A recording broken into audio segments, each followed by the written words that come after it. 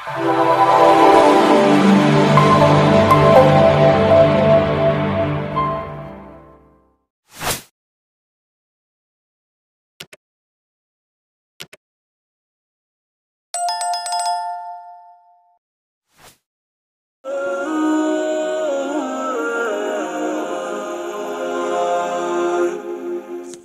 زمینیں جو کلیسا کی ملکیت نہیں تھی، رفتہ رفتہ نیم مذہبی اور فوجی اداروں یعنی ٹیمپل اور ہاسپٹل کی جماعتوں کے تصرف میں چلی گئی تھی۔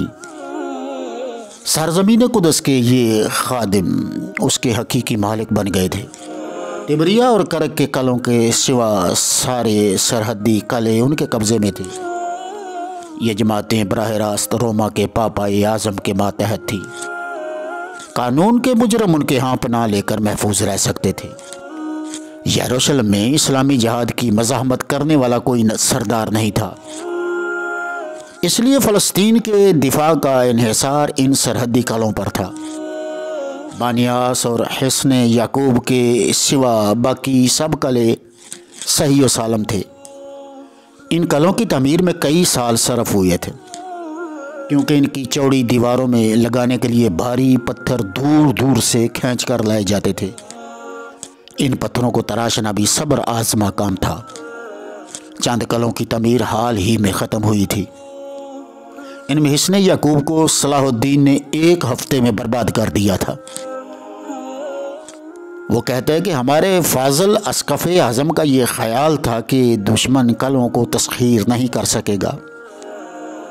یہ قلعے فلسطین کی بلندیوں پر چھائے ہوئے تھے۔ بانیاس سے لے کر بیر شیبا تک قلعوں کی قطار پھیلی ہوئی تھی۔ یہ قلعے ایک دوسرے سے 1 دن کی مسافت پر واقع تھے۔ سور کا قلعہ ساحل سمندر پر تھا۔ قلعے کی مضبوط فصیلوں کے اندر شہر آباد تھے۔ چند قلعے تو بالکل فصیل دار دیہات معلوم ہوتے، جن کے درمیان ایک چوکور سنگین مینار کھڑا کر دیا گیا ہو، لیکن کچھ قلعے کرک کی طرح ناقابل تسخیر بھی تھے۔ مسلمانوں نے کرک کو شعلہ فرنگ کا نام دیا تھا۔ اس کی بلند دوہری دیواریں پہاڑوں کی عمودی چوٹی پر کھڑی تھیں۔ یہ طرابلس تک ہاسپٹل کی جماعت کا صدر مقام تھا۔ اس کے اندر غلام گردشوں میں 1000 گھوڑے باندھے جا سکتے تھے اور اس کے کمروں میں 5000 آدمی پناہ لے سکتے تھے۔ اس کے گول برج بذات خود قلعے تھے۔ ان برجوں میں علیحدہ دروازے اور پل اٹھانے والی قلعیں نصب تھیں۔ ان کے اندر کئی مسقف راستے تھے۔ یہ برج 100 فٹ اونچے تھے، جن کی بلندی سے ارد گرد میلوں کا علاقہ صاف نظر آتا تھا۔ چٹان کی عمودی ڈھلان پر آلات مظاہرہ بیکار تھے اور اس کی دیواریں منجنیق کی زد سے باہر تھیں۔ ہاسپٹلوں نے قلعہ گری کا فن بازنطینیوں سے سیکھا تھا۔ کرا کا قلعہ اور ان کے وطن مالوف فرانس کے عظیم ترین قلعوں میں یعنی قوسی اور بیر فانڈز سے دوگنا تھا۔ پہاڑ کی بلند چوٹیوں پر یہ قلعے عظیم الشان سفید یادگاروں کی طرح نظر آتے۔ رات کو یہ قلعے ایک دوسرے کے اشاروں سے خبردار کر دیتے۔ پانی حوضوں میں محفوظ رکھا جاتا اور کئی قلعوں میں پانی کے ذخیروں تک مسقف راستے بنائے گئے تھے۔ یہ قلعے صرف اچانک حملے کی صورت میں ہی سر کیے جا سکتے تھے، وگرنہ یہ حصار نہایت مضبوط، محفوظ اور یروشلم سے امدادی فوج کے پہنچنے تک اپنی مدافعت کرنے کے بخوبی اہل تھے۔ ہر قلعے میں یلغار اور محاصرے کے ماہر سینکڑوں آزمودہ کار سپاہی ہر وقت پابا رکاب رہتے۔ ہر مسلمان حملہ آور کو ان قلعوں سے ہو کر گزرنا پڑتا اور یہ ناگزیر تھا کہ وہ اپنی فوج کا متعدد بے حصہ ان قلعوں پر کڑی نگرانی یا نظر رکھنے کے لیے پیچھے چھوڑے۔ کوئی بھی مسلمان فاتح قلعوں کا یہ منظم سلسلہ اپنے پیچھے چھوڑ کر یروشلم پر پیش قدمی کرنے کا خطرہ مول نہیں لے سکتا تھا۔ کلوں کے جنوباً شمال پھیلے ہوئے سلسلے پر صلاح الدین نے کئی کاری ضربیں لگائی تھی، لیکن وہ بھی ان کو اچانک حملے سے مسخر کرنے سے قاصر تھا، کیونکہ ہر راستے اور ہر قلعے کی ڈھلان پر پہرے داروں کی مسلح چوکیاں موجود تھیں۔ اسقف اعظم ولیم آف ٹائر کے تذکرے کی آخری سطور نہایت اذیت ناک ہیں۔ شاہ بھیلڈون نے اس سے حیات بعد الممات کا ثبوت طلب کیا۔ اس سوال سے اسقف اعظم کو سخت صدمہ ہوا اور اس نے طویل منطقیانہ دلائل سے بادشاہ کی تسلی کرنی چاہی، لیکن بادشاہ کو اطمینان حاصل نہ ہوا۔ اس کے دل میں یہ شک جاگزیں ہو چکا تھا کہ میرے کوڑ کی شفا کے لیے سب گرجوں میں دعائیں مانگی گئیں، لیکن کوئی دعا قبول نہ ہوئی۔ اگر کیوں؟ ولیم کی اس بے راہ روی اور کفر کو یروشلم کے مصائب کا سبب گرداننے لگا۔ بادشاہ کی اولاد نرینہ سے محرومی اور مسلمانوں کی روز افزوں قوت قہر خداوندی کی کھلی نشانیاں تھیں۔ ولیم کا انداز فکر اس کے مذہبی عقیدے کا ترجمان تھا۔ بالآخر ولیم آف ٹائر نے اپنی کتاب کے ورق طاق میں رکھے۔ اس نے تصنیف و تالیف کا کام ملتوی کر کے سور کو خیر آباد کہا اور یورپ کی راہ لی۔ دیگر سفیر بھی اس کے شریک سفر تھے۔ وہ فرانس اور انگلستان کے بادشاہوں سے یروشلم کی مدد طلب کرنے کے لیے نکلے تھے۔ بحیرہ مردار کے نشے پر چھائی ہوئی نیلی دھند اور مآب کے سلسلہ کو کی بنجر چوٹیوں سے پرے اور یروشلم کے برجوں کے پہرہ داروں کی عقابی نظروں سے دور کئی قلعے واقع تھے، مثلاً کرک، صحرا کا سنگ خارا، زیتون کے گہرے سبز باغات سے اوپر مونٹریال کی سفید دیواریں نظر آتی تھیں۔ وادی موسیٰ کے اوپر آمنت کا قلعہ استادہ تھا۔ یہاں کی زمین زرخیز تھی، انجیر اور انار کے درخت چشموں پر سایہ ریز تھے۔ یہ قلعے صحرائی رستوں کے سنگم پر واقع تھے۔ یہاں سے ضرب حج جنوب کی طرف مکہ کو جاتی اور مشرق سے آنے والے قافلے مصر کی طرف مڑتے۔ یہ سرحدی قلعے اسلامی دنیا کی شاہراہ پر خنجر کی طرح آویزاں تھے۔ یہ قلعے اسلامی دنیا کے حلق میں کانٹے تھے جن کو گوارا کرنا خود کشی کے مترادف تھا۔ سلطان نور الدین نے بڑی جانفشانی سے ان قلعوں کو سر کرنے کی کوشش کی اور صلاح الدین نے پے در پے ان پر کئی ضربیں لگائیں، لیکن اس کے باوجود یہ قلعے کانٹے کی طرح اسلامی دنیا کے دل میں کھٹکتے رہے۔ کرک کا قلعہ ایک گرگے بارہ دیدہ کی کمین گاہ بن چکا تھا۔ اس شخص کو عرب مورخ ارناتا کے نام سے یاد کرتے ہیں۔ وہ بوڑھا ارناتا ایک تجربہ کار اور مستقل مزاج سپاہی تھا۔ جوانی کے زمانے میں وہ ریجنالڈ آف شیسنون سو مارن کے لقب سے مشہور تھا۔ اس منچلے نے نہایت بے جگری اور دلیرانہ جذبے سے جنگ آزمائی کو اپنا پیشہ بنا لیا۔ اس نے کئی مرتبہ صحرا کے تپتے ہوئے گھروں میں پناہ لی تھی اور کئی بار اپنے دشمن کے گھر کی چھت کو نظر آتش کیا تھا۔ وہ پرلے درجے کا جھوٹا اور بددیانت تھا۔ وہ انتہائی سنگ دل اور ظالم تھا۔ اسے موت کی پرواہ نہ تھی۔ وہ تلوار کی نوک سے اپنی راہ نکالنا خوب جانتا تھا۔ وہ ماہر شمشیر آزما اور نڈر رہزن تھا۔ وہ بہادر تھا اور سپاہی اس پر جان چھڑکتے تھے۔ اس میں صرف یہی دو خوبیاں تھیں، باقی انسانی صفات سے وہ قطعاً عاری تھا۔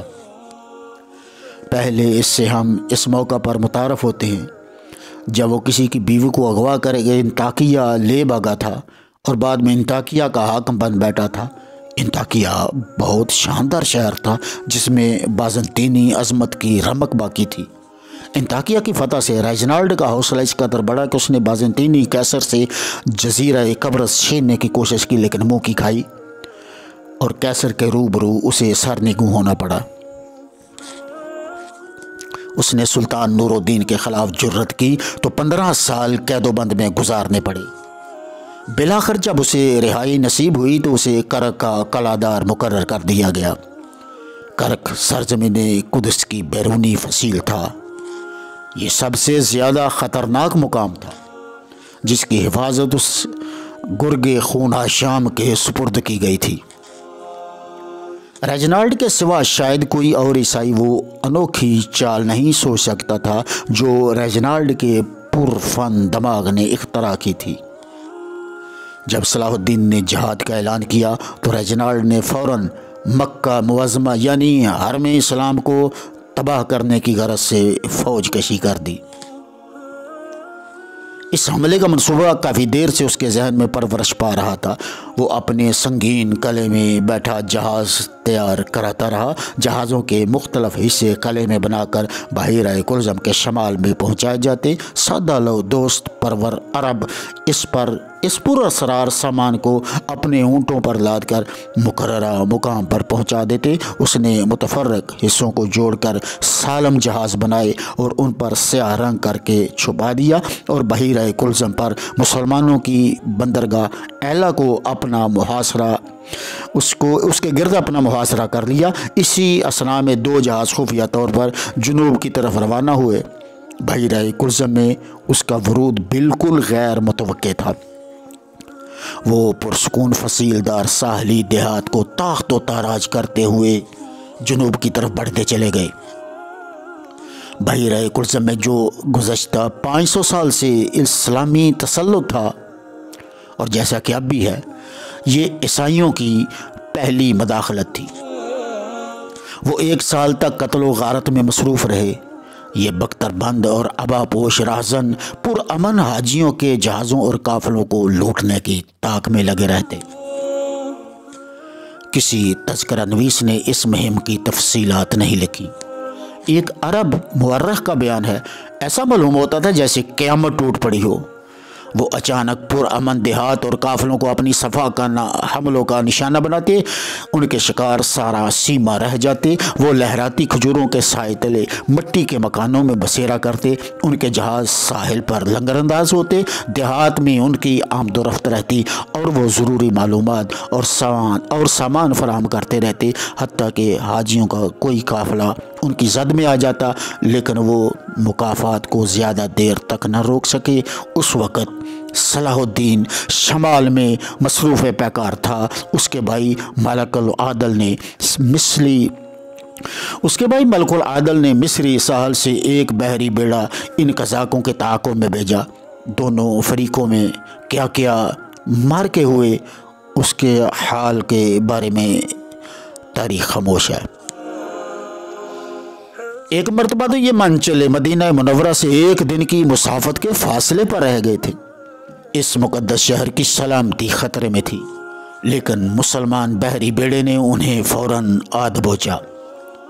ہم نے ان کا سخت تعاقب کیا اور کافروں کے اس دیدہ دلیر گروہ کو واصل جہنم کر دیا۔ ہم نے ان کا نام و نشان مٹا دیا اور اس مارکے میں 170 قیدی بنائے۔ صرف 2 قیدیوں کو مکہ بھیجا گیا تاکہ انہیں عید الاضحیٰ کے موقع پر حاجیوں کے اجتماع کے سامنے قتل کیا جائے۔ یہ عرب مورخ بیان کرتا ہے کہ باقی قیدیوں کو اونٹوں اور گدھوں پر اس طرح جکڑا گیا کہ ان کے منہ جانوروں کی دم کی طرف تھے۔ انہیں قاہرہ بھیج دیا گیا جہاں اس فتح کی خوشی میں مسرت کے شادیانے بجائے گئے۔ ان کے مصائب اور کارناموں کے تذکرے سے ہم لوگ انگشتے بدندہ رہ گئے۔ سلطان نے حکم دیا کہ سب قیدیوں کے سر قلم کر دیے جائیں۔ ان میں سے کوئی اپنے کارناموں کے راگ گانے اور کلزم کے بحری راستوں کی نشاندہی کرنے کے لیے زندہ باقی نہ بچا۔ کفار اور حرمین کے درمیان بحیرہ کلزم میں ایک ناقابل تسخیر حد فاصل تھی۔ مسلمان تذکرہ نویسوں کا اندازہ غلط تھا۔ ایک آدمی ان میں سے بچ نکلا اور وہ ریجنالڈ تھا۔ وہ کرک واپس پہنچ کر کچھ دنوں تک مجروح بھیڑیے کی طرح خاموشی سے اپنے زخم چاٹتا رہا۔ इस शिकस्त से उसके अज़म में कोई कमज़ोरी वाक़ न हुई और जो ही वो अपनी क़ुव्वत मुस्तमे करने में कामयाब हुआ, उसने दोबारा करक के कुर्बो जवार से गुज़रने वाले काफ़िलों को लूटना शुरू कर दिया। इस गुर्गे खूंखार के गार में इस साल एक शादी की तकरीब मुनाकिद हुई। जमा साल नाइट हेम्फ्रे ऑफ टोरोन की शादी शाह बोल्डोन की छोटी बहन इज़ाबेल से हुई। हेम्फ्रे ऑफ टोरोन इस हम्फ्रे का बेटा था जिसने एक रवायत के मुताबिक 20 साल पहले इस्कंदरिया में सलाहुद्दीन के शाने पर शमशीर मस करके उसे नाइट बनाया था। नाइट को आप आज की ज़ुबान में कांस्टेबल भी कह सकते हैं। ये एक इज़्ज़त वाला ओहदा था। नौजवान हेम्फ्रे यरूशलेम के कदीम और मुअज़्ज़ज़ ख़ानदानों का एक मुमताज़ फ़र्द था। इज़ाबेल नौजवान और ख़ूबसूरत थी और यरूशलेम के शाही ख़ानदान की शहज़ादी। हमें सिर्फ़ इसी कदर वाक़यात मालूम है। ये राज हम नहीं जानते कि उनकी शादी दूर उफ्तादा करक में रेजिनाल्ड के दुरुस्त शमशीर आज़माओं की तलवारों के साए में क्यों हुई। शायद इसकी वजह यह हो कि रेजिनाल्ड हेम्फ्रे का अजीज़ था। रेजिनाल्ड ने इस मौका पर मावराए उर्दन से कई साजिंदे और मुत्तर्रे बुलाए। मेहमानों की ज़ियाफ़त के लिए 1 दर्जन दुम्बे ज़िबा किए गए। गांव के अरब बाशिंदे रोशनियों का मंजर देखने और मौसीकी की ताने सुनने के लिए पहाड़ी की चोटी पर चढ़ गए। करक में ऐशो तरब का हंगामा बरपा था। बिलाखिर आधी रात के करीब दुल्हा और दुल्हन को एक छोटे से बुर्ज में पहुंचा दिया गया जो 500 गज चौड़े अंदरूनी सहन में वाक़या था। बुर्ज के दरवाजे बंद कर दिए गए। ऐशो तरब का हंगामा सर्द हो गया और चारों तरफ सन्नाटा छा गया। दफातन रात के स्याह पर्दों से अजीब आवाज़ें उठने लगी। आहिस्ता आहिस्ता नकारे की गूंज बुलंदतर होती गई। नफीरियाँ ज़ोर ज़ोर से बजने लगीं और टेबल की दफ तेज़ से तेज़ तर होती गई। तलवारों की झनकार करीब तर आ गई और फिर या अहलल इस्लाम का नारा साफ सुनाई देने लगा। साहिबान, ये सलाहुद्दीन अय्यूबी की फौज थी। वो रेजिनाल्ड से मक्का पर हमले का इंतकाम लेने के लिए नागहानी तौर पर आन पहुंचा था। सलाहुद्दीन के सिपाहियों ने किले की बैरूनी दीवार पर धावा करके ईसाई शमशीर आज़माओं को खुले अहाते से मार भगाया। वो असलहा खाना और पानी के हौज से सर पर पाँव रख कर भागे और किले की गहरी खंदक के पार आकर दम लिया। लेकिन मजरूब एड़िया इतनी आसानी से काबू में आने वाला नहीं था। रेजिनाल्ड और उसके बेशतर सिपाही उठाओ पुल से खंदक के पार जा चुके थे। यह गहरी खाई किले के बैरूनी हिस्से को अंदरूनी हसार से जुदा करती थी। सलाहुद्दीन ने बकाया 4 दीवारी पर भी धावा बोलकर उस पर कब्जा कर लिया। उसने खंदक के मुकाबिल अपने आलाते मुहासरा नस्ब कर दिए। लेकिन जब उसे ये मालूम हुआ कि इस हमले से शादी की तकरीब में मुदाखलत हुई है और दूल्हा दुल्हन अंदरूनी हसार के बुर्ज में मकीम हैं, तो उसने हुक्म दिया कि इस बुर्ज को निशाना न बनाया जाए। रेजिनाल्ड ने ज़ियाफ़त के दस्तरखान से सुल्तान की खिदमत में खाना और शराब भिजवाई और माजरत चाहिए कि वो जल्दी में अपने बिन बलाए मेहमान के शाया निशान खातरो मदारत नहीं कर सका। सलाहुद्दीन के असलहकारों ने अपनी मंजनीकों से अंदरूनी किले को पैहम संगबारी का निशाना बनाया। रेजिनाल्ड महीना भर बड़ी पामर्दी से डटा रहा, यहाँ तक कि उसके हरीफ रेमंड की क़यादत में यरूशलेम की फ़ौजें दरियाए उर्दन को उबूर करके उसकी कुमक के लिए आन पहुँची। सलाहुद्दीन की फ़ौज ज़्यादा न थी। उसने मुहासरे को तूल देना मुनासिब न समझा और शमाल की तरफ पेश कदमी करने का फ़ैसला किया। लेकिन इस फैसले से पेशतर रेमंड ने सुल्तान के खेमे में पहुंचकर सुलह की गुफ्तगू की। सुल्तान मान गया और फरीक़ैन में 5 साल के लिए आर्जी सुलहनामा तय पा गया। تبریہ کے اس نوجوان حاکم کی نظروں میں یہ عارضی صلح ہی یروشلم کی سلامتی کا بہترین ذریعہ تھی۔ صلاح الدین کو بھی مہلت کی ضرورت تھی۔ اس نے شورش پسند شمالی علاقے پر اپنا تسلط جما لیا تھا، لیکن مشرق کی جانب موصل میں ابھی فتنہ فرو نہیں ہوا تھا۔ حلب کی حفاظت کے لیے تقی الدین کا ایک لشکر لیے وہاں پڑا تھا۔ حلب کی حفاظت کے لیے تقی الدین ایک لشکر لیے وہاں پڑا تھا، اس لیے وہ عیسائیوں کے خلاف اپنی پوری قوت اور وسائل استعمال کرنے سے قاصر تھا۔ چنانچہ اس عیسائی ریاست کے استحصال سے پہلے موصل اور عراق کے شمال کوہستانی علاقے کو اپنی قلمرو میں شامل کرنا ضروری سمجھا۔ 1184 عیسوی کی ابتدا میں صلاح الدین سرحد سے واپس چلا گیا۔ دوسرے سال یروشلم کا بادشاہ بیلڈون لاولد مر گیا۔